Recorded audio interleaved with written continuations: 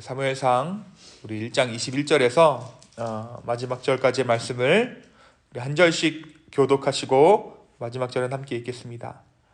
그 사람 엘가나와 그의 온 집이 여호와께 매년 제와 서원제를 드리러 올라갈 때에 한나는 올라가지 아니하고 그의 남편에게 이르되 난 이를 곁되거든 내가 그를 데리고 가서 여호와 앞에 뵙게 하고 거기서 영원히 있게 하리이다 하니 그의 남편 엘가나가 그에게 이르되 그대의 소견에 좋은 대로 하여 그를 젖되기까지 기다리라. 오직 여호와께서 그의 말씀대로 이루시기를 원하노라 하니라. 이에 여자가 그의 아들을 양육하며 그가 젖되기까지 기다리다가 젖을 땐 후에 그를 데리고 올라갈새 수소 3마리와 밀가루 1네바와 포도주 1가누구대를 가지고 실로 여호와의 집에 나아갔는데 아이가 어리더라. 그들이 수소를 잡고 아이를 데리고 엘리에게 가서 한나가 이르되 내 주여 당신의 사심으로 맹세하나이다. 나는 여기서 내 주 당신 곁에 서서 여호와께 기도하던 여자라. 이 아이를 위하여 내게 기도하였더니 내가 구하여 기도한 바를 여호와께서 내게 허락하신지라. 그러므로 나도 그를 여호와께 드리되 그의 평생을 여호와께 드리리다 하고 그가 거기서 여호와께 경배하니라. 아멘. 우리가 어제 말씀 가운데 한나의 기도를 응답하신 하나님을 함께 보았습니다. 우리가 생각해 보면 우리가 한나를 기도의 사람이라고 우리가 이해하고 우리가 바라보잖아요. 기도의 어머니가 한나다.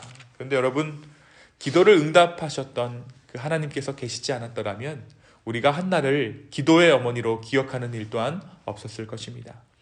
한나가 하나님을 신뢰했고 그리고 그 하나님께서는 그 신뢰에 응답해 주셨습니다. 우리가 어제 말씀 가운데 그 한나의 기도에 응답하셔서 사무엘이라는 아들을 허락하신 그 하나님을 보았습니다. 제사장 엘리를 통해 한나를 축복하시고 아들 사무엘을 허락해 주셨죠. 그러면서 어떻게 얘기했느냐? 하나님이 그를 생각하셨다라고 우리가 어제 말씀 가운데 함께 보았습니다. 이제 사무엘이 태어난 이후에 엘가나와 그의 가정은 하나님께 매년제와 서원제를 드리기 위해 실로로 올라갑니다. 그런데 한나만은 집에 남아 사무엘을 돌봅니다. 한나가 엘가나에게 사무엘이 젖될 때까지만이라도 내가 사무엘을 데리고 있게 해달라. 내가 그때 젖을 땐 후에 사무엘을 하나님께 데리고 올라가 그곳에서 사무엘을 주님께 드리겠다. 그리고 그곳에서 영원히 그 아들이 머물도록 하겠다라고 약속합니다. 한나가 이렇게 했던 이유는 곧 하나님께 드려질 아이지만 자기 아들이잖아요. 자기가 원하던, 정말 간절히 원하던 그 아들이잖아요.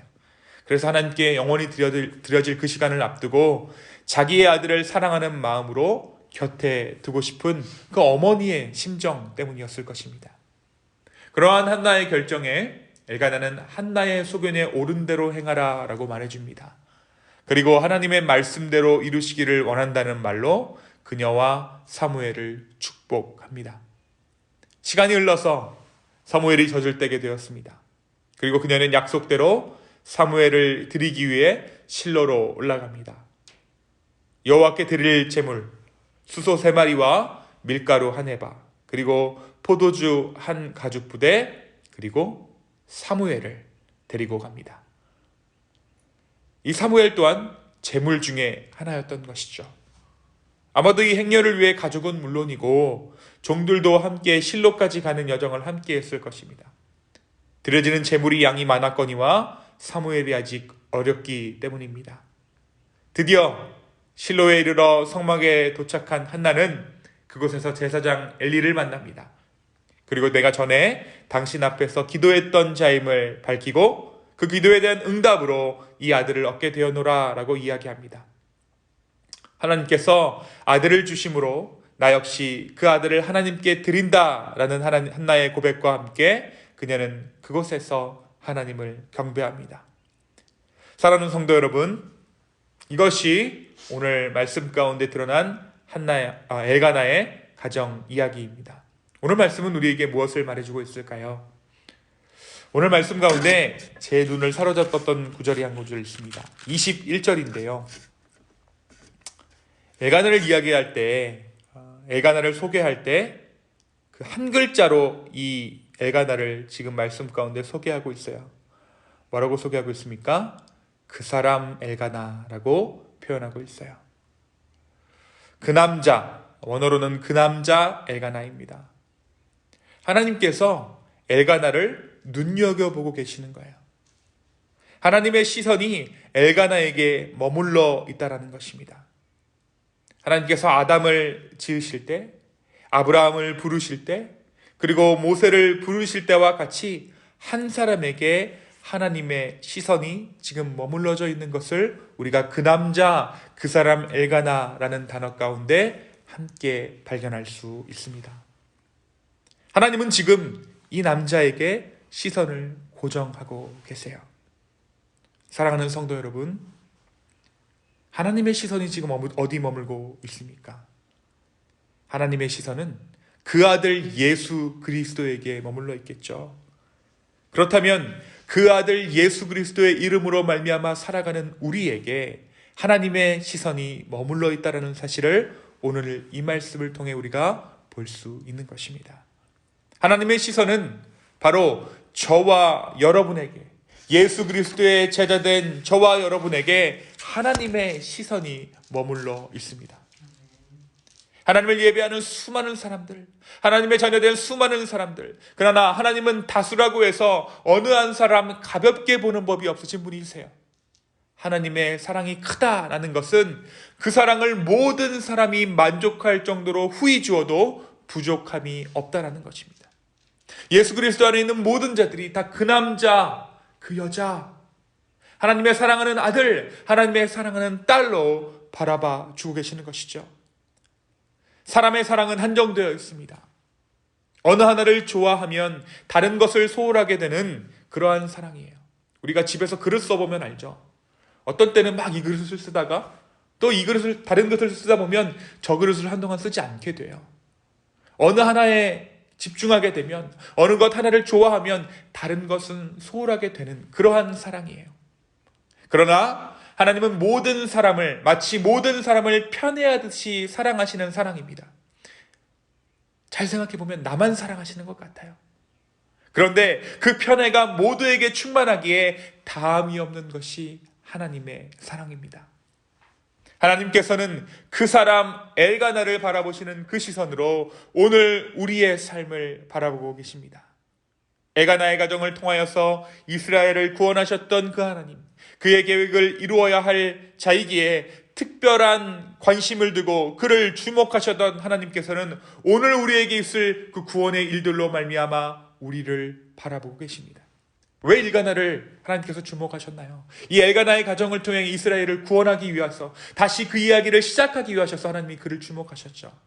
하나님께서 왜 우리의 삶을 바라보고 계십니까? 왜 우리를 주목하고 계십니까? 나로 인해 일어날 그 구원의 일들을 통하여서 하나님은 그 일 때문에 나를 바라보고 계시는 거예요. 내가 다른 사람 하나를 구원하기에, 정말 그 연약한 자 하나를 구원할 수 있기에 하나님은 우리를 바라보고 계신다는 것입니다. 제가 주일 설교에서도 말씀드렸듯이 이 구원을 현대어로 설명하면 무엇이라고 했습니까? 공감이라고 했어요. 여러분, 공감이 구원이에요. 들어주는 것이 바로 구원입니다. 내가 다른 사람 하나를 들어준다면, 나의 내면의 목소리를, 내가 어렸을 때 가지고 있던 그 상처의 그 어린 아이의 말을 내가 들어줄 수 있다면 그것이 바로 구원인 것이죠. 내가 다른 사람의 말을 경청하고 다른 사람을 품고 그리스도의 성품을 전하는 그곳에 하나님의 시선은 머물고 있습니다. 그 하나님의 시선을 인정하고 체험하는 저와 여러분 되기를 예수 그리스도의 이름으로 간절히 축원합니다. 두 번째, 오늘 말씀에서 한나가 사무엘을 드리는 그 과정 가운데 많은 재물과 함께 실로에 올라가는 그의 가족들과 일행들을 봅니다. 재물로 무엇을 드렸다고 얘기합니까? 수소 3마리와 밀가루, 그리고 포도주까지예요. 재물이 좀 많죠. 수소 3마리, 3마리를 이끌고 큰 소 3마리를 가지고 한번 그 여행길을 간다고 한번 생각해 보십시오. 그런데 이 많은 재물들 중에 그들이 가장 드리기 어려웠던 재물이 있어요. 그것은 바로 이제 막 젖을 땐 사무엘이었을 것입니다. 오늘 말씀에 보는 24절에 저절 뗀 후에 그를 데리고 올라갈새 수소 3마리와 밀가루 한 에바와 포도주 한 가죽 부대를 가지고 실로 여호와의 집에 나아갔는데 아이가 어리더라 라고 기록하고 있어요. 그 어린아이 사무엘.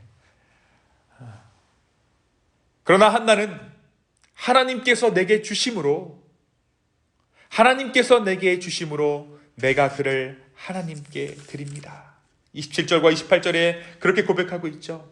이 아이를 위하여 내가 기도하였더니 내가 구하여 기도한 바를 여호와께서 내게 허락하신지라.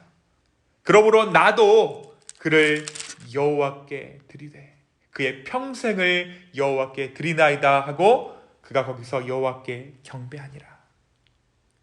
사랑하는 성도 여러분, 우리가 쥐고 있는 그 무엇 중에 하나님께서 허락하시지 않은 것은 없습니다. 우리의 모든 것 또한 주님께로부터 온 것이죠. 하나님께 드려진 그 아들 사무엘은 이스라엘의 왕을 기름 부어 세우는 제사장이 돼요. 이스라엘의 여태까지의 제사장은 누구입니까? 아론의 반차를 따랐던 사람들만 제사장이 되잖아요. 근데 사무엘부터 이 나시린 출신의 제사장이 이스라엘을 이끌게 된 것입니다. 물론 다윗 왕을 세우는 것도 중요하지만 그 왕을 세우기 전에 하나님께서는 먼저 제사부터 손보기 원하셨던 거예요. 영적인 질서부터 세우시기 원하셨던 거예요. 그것이 누구예요? 사무엘이에요. 사무엘. 근데 그것이 누구로부터 시작되는가? 한나가 이 아들을 드림으로부터 시작되었다라는 것입니다. 아론의 반차를 쫓았던 엘리의 가문이 아닌 하나님께 드려진 사무엘을 통해 하나님은 이스라엘의 영적 상황을 돌보시기 시작하신 것입니다. 아론 가문이 아닌 새로운 은혜의 통로가 사무엘로 하여금 사무엘로 시작하여 세워지게 된 것입니다. 사랑하는 여러분, 우리가 아침 이 시간을 드리는 것 가장 연약한 시간이죠. 이 새벽 시간. 그것이 바로 사무엘을 하나님께 드리는 것과 같은 거예요. 주님은 이 시간을 통하여서 우리의 영적 상황들을 먼저 돌보시고 하나님께서 우리를 다스리시는 그것들을 새롭게 하실 줄로 믿습니다. 우리가 쥐고 있는 그 무엇 중에 하나님께서 허락하시지 않은 것이 없습니다. 모두 주님께로부터 온 것입니다. 오늘 이 하루도 하나님께서 허락하시는 선물이에요. 우리의 생명도 우리의 삶도 주님께서 주신 것입니다. 우리의 소유는 물론이고 우리의 삶을 주님께 올려드릴 때에 주님은 그것들이 내 손에 있을 때보다 더욱더 귀하게 사용해 주실 것입니다.